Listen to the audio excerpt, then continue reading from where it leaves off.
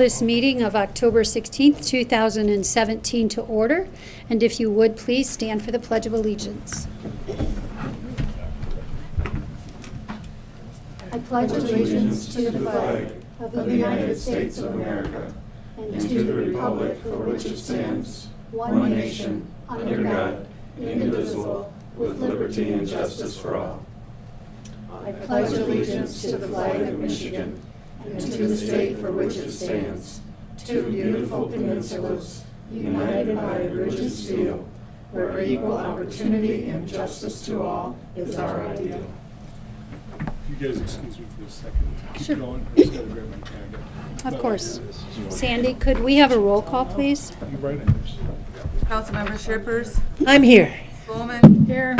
Angles, Here. Meinhardt, Here. Mayor Folkins. Here. Okay, at this time, if we could get a motion to approve the agenda. No changes? No changes this I'll evening. make a motion to approve the agenda as presented. Support. Councilmember Spolman, Yes. Angles, Yes. Meinhardt, Yes. Shippers, Yes. Mayor Folkins. Yes, motion carries. This time, we will open the floor for public comment. We do ask if you come forward that you have your comments, 3 minutes or less. And if you would please state your first name and write your first and last name for the clerk, that's very much appreciated. Good afternoon, Mayor Wilkins and City Council member. My name is Jack.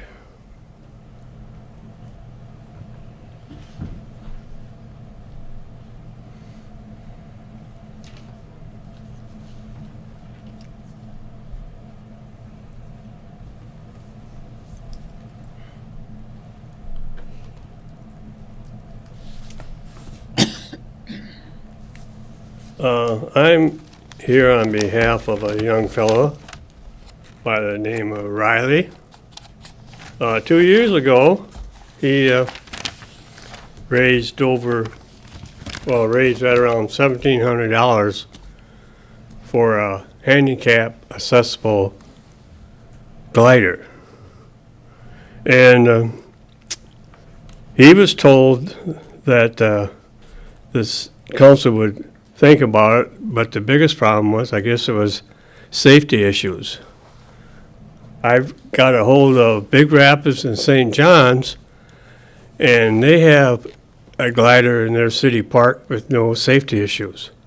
Plus, I went up to Smyrna, which is the old Lakeview Manor, and they had one. Well, they still have it. It's been there for quite a few years, and they have no safety issues. He was wondering what happened with that $1,700 and why it's been over 2 years and you guys have not let them know what was going on. Thank you. Thank you. Seeing no one else, we'll close public comment and move to the approval of the consent agenda. This evening, we do have the minutes from the regular meeting that was held on October 2nd, along with the minutes from the closed session that was held on October 2nd.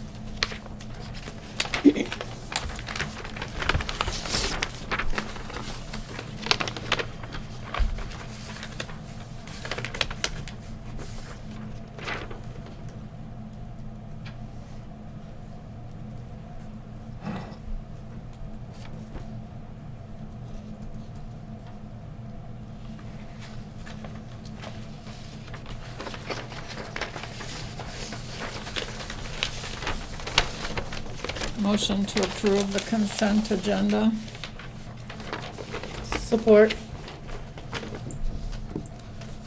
Councilmember Angles, Yes. Meinhardt, Yes. Shippers, Yes. Spolman. Yes. Mayor Folkins. Yes, motion carries. And that moves us to our communications for this evening. Yes, we have a request to approve the display of a banner from October 30th to November 13, 2017 for the Cadillac Band Boosters Craft Show.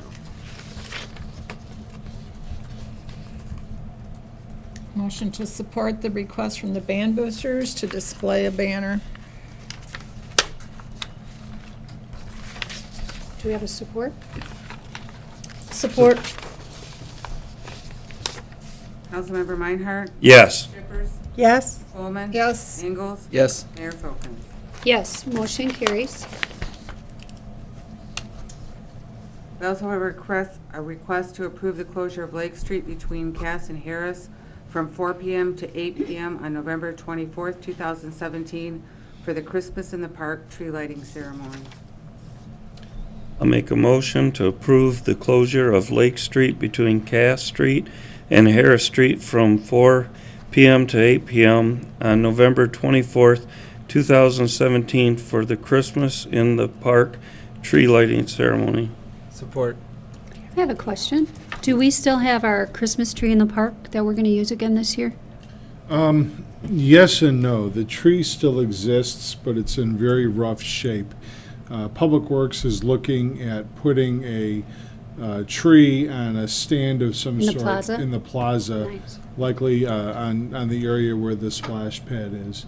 Okay. But they're still trying to determine how best to fabricate the box and the stand without looking at putting any kind of holes or things in the ground other than perhaps some anchor holes, some anchors if we need to. But if we could pull it off, we're looking at having the tree in the plaza. So Okay, it I knew we had creates discussed that, Yep. so, okay. a nice atmosphere. All right, thank you. Councilmember Shippers? Yes. Spelman. Yes. Ingalls? Yes. Meinhardt? Yes. Mayor Folkins? Yes, motion carries. So that then takes us to the adoption of ordinances and resolutions, and we have a couple this evening. Yes, thank you very much, Mayor and members of the City Council. That was quick. The first adoption of ordinances and resolutions is with respect to a resolution for the designation of our street administrator. This is the same form that keeps coming back and back from MDOT. That once we fill out and get the council to approve, we realize that we need yet another name on it, and this name is for Ken Payne, our operations manager in Public Works, to be added to their list of authorized personnel accordingly.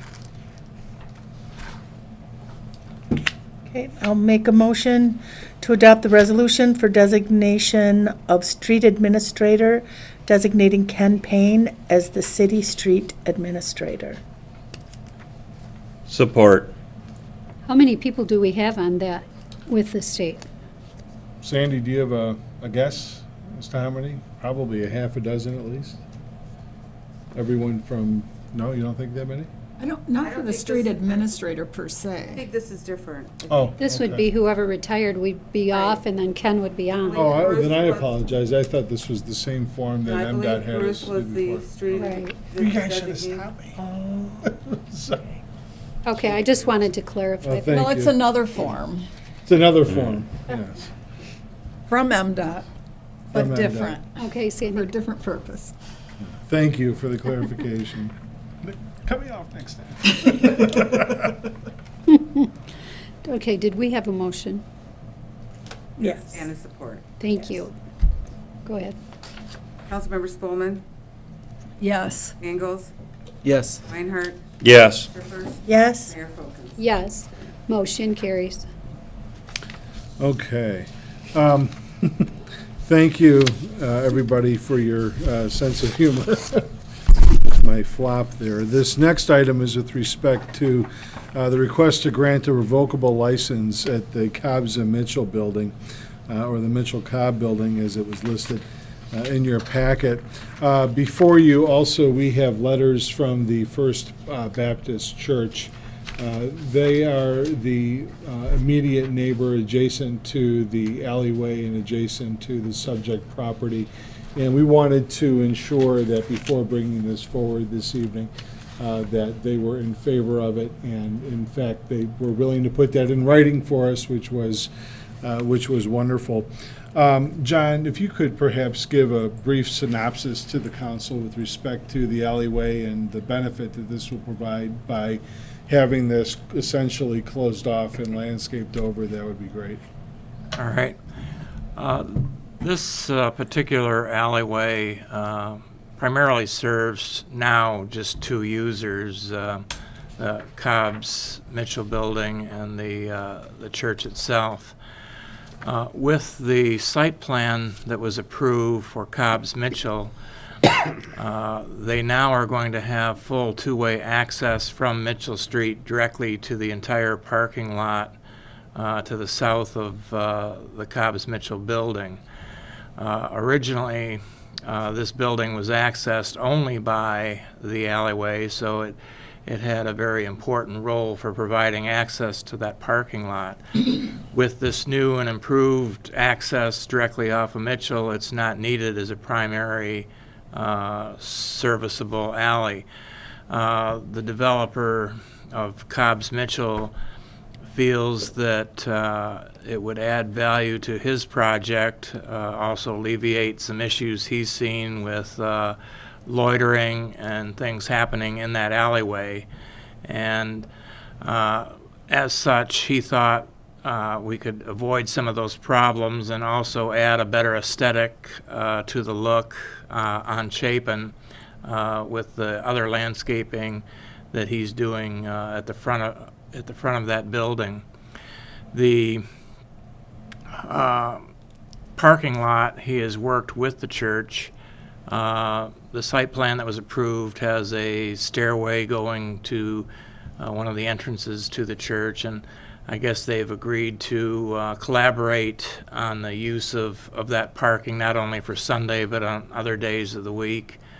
And so there has been talk between Rob Munger, the developer, and also the church with respect to how that lot gets used.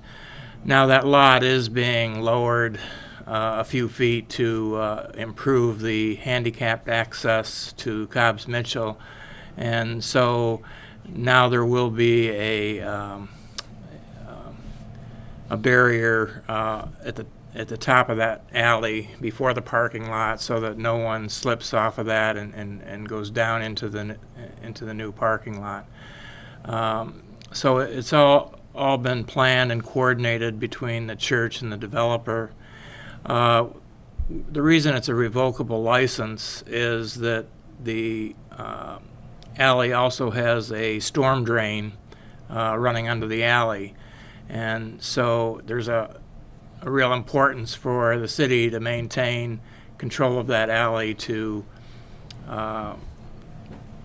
be able to get in there at any time they need to, should that storm drain ever be needed to be maintained.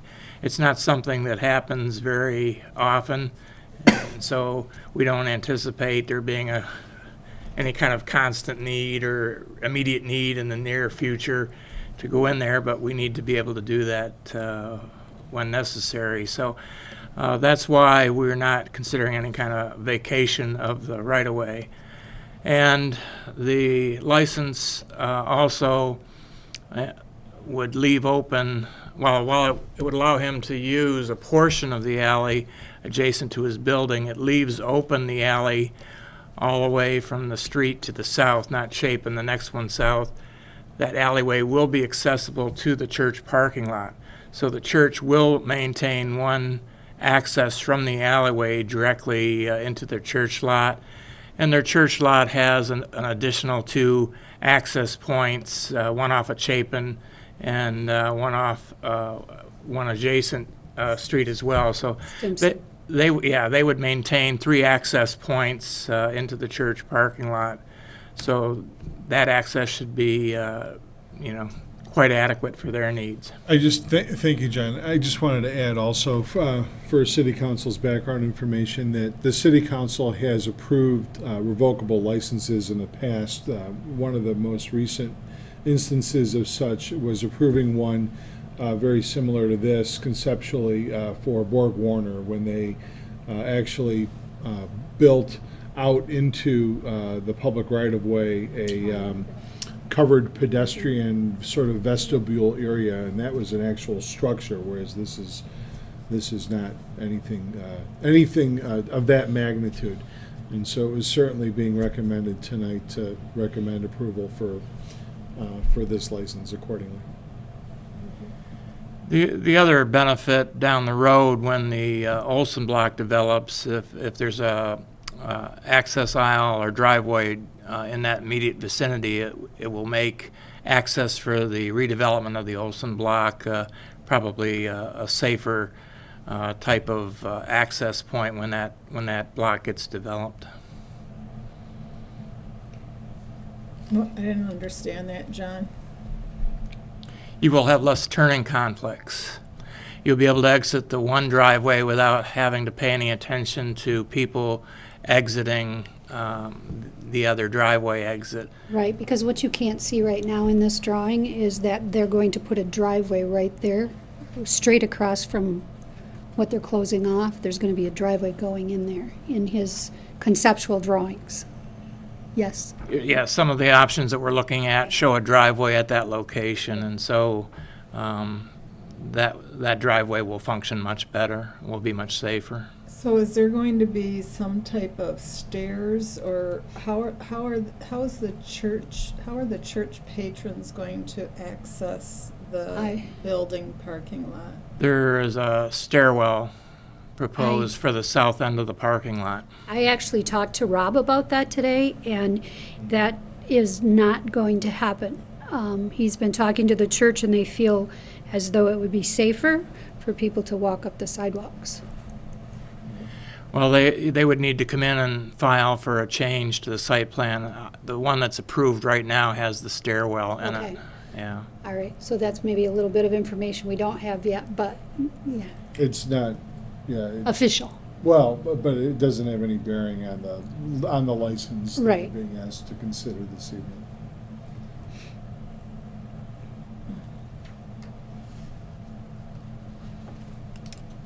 Okay. I think it makes sense. I'll make a motion to adopt the resolution to grant a revocable license for Mitchell Cobb Building and to authorize the mayor to sign the revocable license on behalf of the city. Support. Councilmember Engels, Yes. Reinhardt, Yes. Shippers, Yes? Coleman, Yes. Mayor Folkins. Yes, motion carries. This time, we'll open the floor again for public comment. Seeing no one, we'll close public comment and move to the good of the order. And Marcus, if you wouldn't mind addressing the question that came up earlier in the meeting at the first public Sure. comment? Sure, Thank I'm you. happy to. For members of the city council, just a brief background. Back in late August, early fall, give or take, of 2016, there was a handicapped member of the community that came forward, a neighbor of a handicapped member of the community that came forward that offered to help fundraise to put in a handicapped swing to go into the ADA accessible playground that we have off of Lake Cadillac. Within maybe a month or less, the city collected funds that were donated and set them aside. Those monies are protected. They have not been spent on anything, and they are there only for the purposes of putting in an accessible swing or device to accommodate the type of use. The project itself is not as simple as simply buying a unit and putting it in. The purveyor, one of the purveyors of the equipment, has told us on several occasions that there are some significant concerns with respect to putting in this type of slide in an unprotected area because of the hazard of somebody swing. I was thinking of glide, and I meant It's to say okay. glide, but because of the hazard of if somebody should walk in front of it, child, adult, doesn't matter, you are then being hit by a device, unlike just somebody, if you walk in front of somebody in a swing, that could cause some major damage. And so we've been essentially trying to balance how best to put this in, yet keep anyone that's using it, any handicapped child that's using it, a part of the whole park without having them segregated. what we've essentially learned is that it's needs to be segregated, it needs to be gated off, and that's going to require us to do a much bigger project than simply putting in this device on the in the area where the other swing is. There are some other options we're still trying to look at, whether or not we could find other accessible types of swings that don't require a whole gliding platform in which a chair goes on, but it would require the assistance of somebody to put a handicapped child or young adult into the swing itself, something wider, something that can accommodate a grown adolescent or a grown person, similar to the handicap type swings that are already hanging from the poles that are there now. There's a couple of them that you could strap somebody in that may not be completely ambulatory. But we don't have a timeline, to be candid, with when this is going to happen. I was chatting with our finance director about this late last week. He said that we need to get a project plan together, and honestly, it's just been something that we've been trying to work on for about the last year. So, If I might suggest, two different cities were mentioned earlier that have these swings. If someone could reach out to those cities to see if they've had any problems, sure. and maybe how they thought around this whole installation thing, so that we're not Right. reinventing the wheel. No, and we wouldn't reinvent the wheel. I personally did call a park district, a rather large one, who does have accessible facilities, but they don't have this particular device. I am aware of the one that's down in Big Rapids. I know that there was a lot of due care that went involved in creating essentially this large standalone platform for it. So I know there's a way to do it. It's a question of how to do it, how to pay for it, and get it in the parks so that the users of it don't feel like they're separated. It's important to us to keep the users of the system to feel like they're a part of the whole play area, as that was what the folks came to us to talk about, was how they'd like to have these children feel like they're a part of the Right, and that makes the sense. playground. Is there any way that we could get a proposal put together, our wish, our dream, okay, we're going to make this happen, so that we can completely understand what the cost of that is, to see if there's anyone in the community that might like to donate to that, to make it happen and get it in there? Yes. But at least if we had the proposal and a dollar figure for them, maybe there's a good person in the community or persons in the community that could help us finish that project up. Yes. Okay, thank you.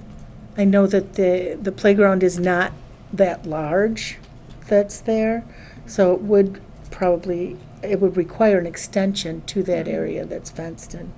So I'm sure the cost is, but yeah, if we could have an idea of that, I'm sure there are folks that That would be helpful. would come up. Then we'd feel like we're moving forward with it. At least we understand this is what it's going to take to make it happen. These are the resources we're going to need to finish it up. It's one of those things that, the cost of the swing is not the cost No, of the it's swing, the like smallest part of the project. the cost of the farmer's market is not the cost of the. And is it possible that we could actually pen a letter to the young man that came before us to let him know that we've had some discussion about that? And I'd be happy to be the person to send that to him, or if the city staff would like to do that. I think that would be nice, so he knows that we haven't forgotten. Yes.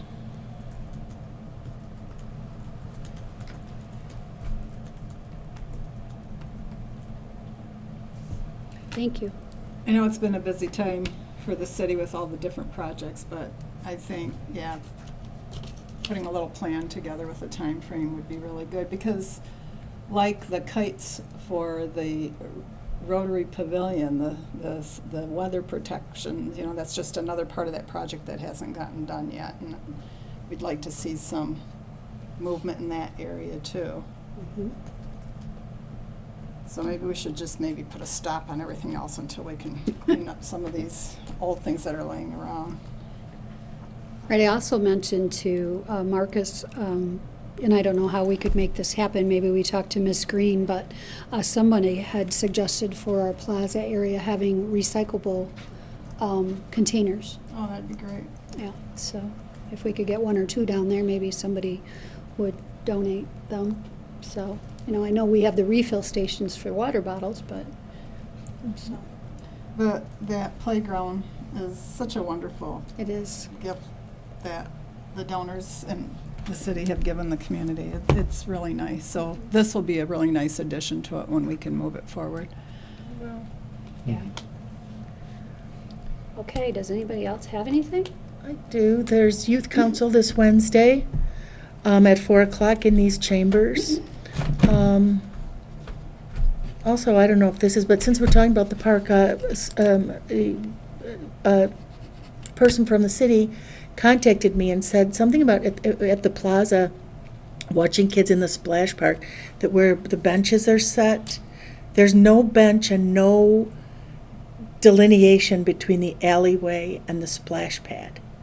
And sitting there watching kids running from the splash pad right into the alley. Now, granted, there's not supposed to be traffic in that alley, but there are people that still use that. And I don't know if there's any, way to put a bench there, some kind of barrier, something between the alley and the splash pad. Because the kids don't, there's nothing We to do need indicate. parents to watch. Oh, absolutely, and they're watching, but your parents are sitting by the fireplace and on the benches, and the kids are going in there like, so I don't know, but that would be something that Yeah, I tend to agree, because when the kids are down there, they're just everywhere. so full of emotion. They're not watching It's anything possible like we that. could put in something in between the bollards that are along that eastern side that break up the splash pad area to the alleyway. But there would still be the potential for anybody to sneak around between the glass bollard and where the water fountain is, or on the other, or on the south side. So, you do need But to, I think that would be a really big improvement if we could at least do that on those ballards. Something, yeah. Just a marker so that they Something, know. because they're not gonna like run around away, but what it is they're like, it looks like it's just open to the building, and they're running just, Yeah. So, I noticed something new last evening, as a matter of fact. Was it last evening?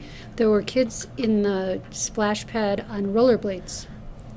oh, really? wow. That's gotta be sloshy on Could your feet. that damage the, I don't know. okay. No? You don't think it would? Okay, all right. It was a new source of entertainment, but yeah, I would think their feet would be pretty wet. They were having Those fun. rollerblades are gonna Slippery. smell funky. They were having fun. Yeah. Nice. Okay, well, if there's nothing else, we do need to go into closed session this evening, and whoever would like to make that motion, the only thing that needs to change about the motion is that Todd Keyway is not able to be with us this evening.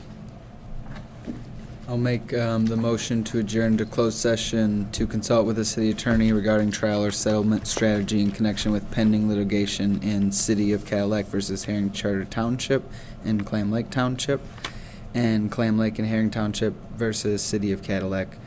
2 separate cases there, for the reason that an open meeting would have a detrimental financial effect on the litigation or settlement position of the city, and for strategy and negotiation sessions connected with the negotiation of a collective bargaining agreement, and to invite Jeff Dietland, the Director of Utilities, with us.